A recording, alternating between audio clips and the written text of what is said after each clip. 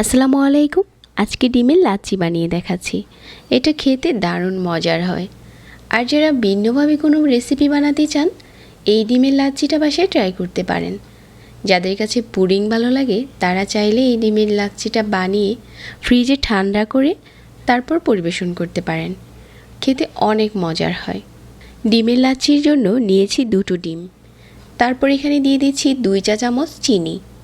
এখন ডিম আর চিনিটা ভালো করে ফেটিয়ে নিচ্ছি। এই কাজটা একটু সময় নিয়ে করবেন, ডিমটা খুব ভালো করে ফেটাতে হবে। ডিমটা যখন ফেটানো হয়ে গেছে একটা সাইডে রেখে দিচ্ছি। আর এখন চুলায় প্যান বসিয়ে 2 কাপ নিয়ে নিচ্ছি লিকুইড মিল্ক। এই লিকুইড মিল্কটা ঘন করার জন্য আমি এখানে 1/4 কাপ দিয়ে দিচ্ছি পাউডার মিল্ক। তাহলে আমাদের ডিমের লাচ্ছির স্বাদ অনেক বেড়ে যাবে। তারপর এখানে পরিমাণ মতো চিনি দিয়ে দিচ্ছি। আমি 1/4 কাপ দিয়েছি। আর 1/4 চা চামচ দিয়ে দিচ্ছি লবণ। এখন সব কিছু একসাথে মিশিয়ে নিচ্ছি। গুঁড়ো দুধটা যখন পুরোপুরি মেশানো হয়ে যাবে তারপর চুলাটাকে জ্বালিয়ে দিয়ে এই মিল্কটাকে জাল করতে থাকবো। জাল করতে করতে দেখা যাবে যে একটা সময় অনেকটা কমে গেছে। এভাবে করে বেশ কিছুক্ষণ জাল করে নিয়েছি। আর এখন এই লিকুইড মিল্কটা অনেকটা ঘন হয়ে গেছে আর কিছুটা কমেও গেছে। ঠিক এই পর্যায়ে আমরা যে ডিমটা আগে থেকে ফেটিয়ে রেখেছিলাম ওই ডিমের মিশ্রণটা উপর থেকে ঢেলে দিতে হবে। এই সময় চুলার আঁচটাকে কমিয়ে নিতে হবে। এখন উপর থেকে ডিমটা দিয়ে দিচ্ছি আর একটা হ্যান্ড উইচ দিয়ে নেড়ে নিচ্ছি।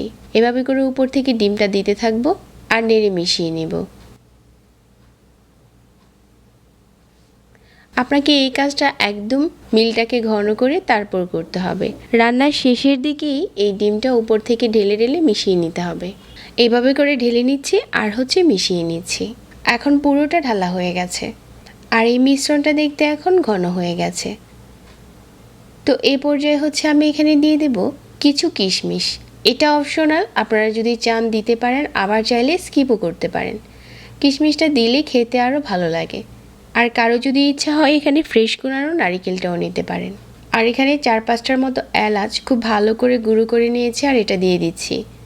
এলাচের গুঁড়োটা দিলে আপনারা এই ডিমের লাচ্ছিতে কোনো ডিমের গন্ধ পাবেন না। অনেকের কাছেই গন্ধ লাগতে পারে আর এলাচের গুঁড়োটা দিলে খুব সুন্দর একটা ঘ্রাণ আসবে। তো এলাচের গুঁড়োটা দেওয়ার পর এখন চুলাটাকে বন্ধ করে দিচ্ছি আর আমাদের ডিমের লাচ্ছি বানানো হয়ে গেছে। নামিয়ে কিছুটা ঠান্ডা করে যে কোনো ডিশে ঢেলে পরিবেশন করতে পারেন। উপরে একটু কিশমিশ দিয়ে সাজিয়ে দিতে পারেন। সহজ রেসিপিতে একটু ভিন্নভাবে ঘুরিয়ে বানিয়ে দেখিয়েছি ডিমের লাচ্ছি। আশা করছি সবার ভালো লেগেছে। সবাইকে আবারও ধন্যবাদ জানিয়ে আজকে এখানেই বিদায় নিচ্ছি। আল্লাহ হাফেজ।